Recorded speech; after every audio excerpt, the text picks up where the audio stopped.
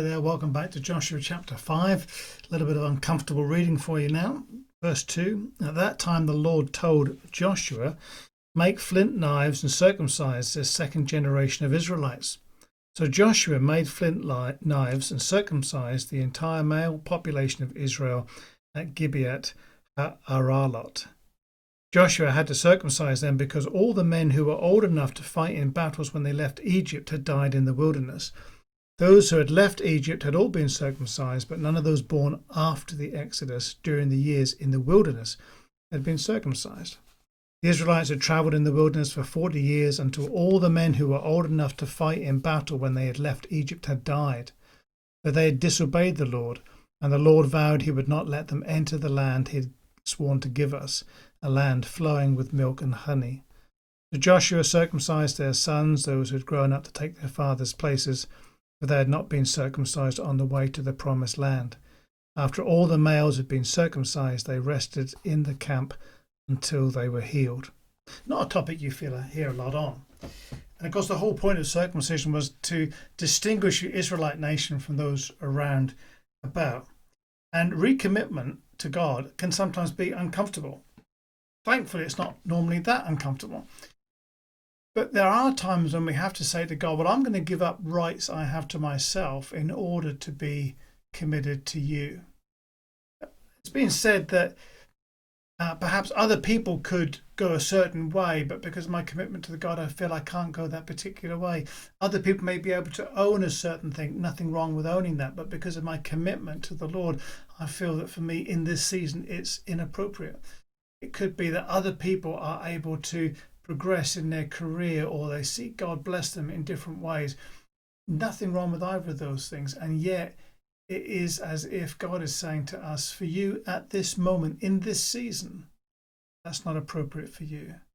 And it's important for us to distinguish between what is necessarily good and bad and what is appropriate in a season and what isn't. And sometimes our commitment to God is costly, it's uncomfortable, it is something that if we are going to be truly set apart for God, makes us feel, well, there's a cost involved. David said that he didn't want to sacrifice to the Lord something that had cost him nothing. In other words, there is something of inherent worth, and when we give to God, something that is special to us.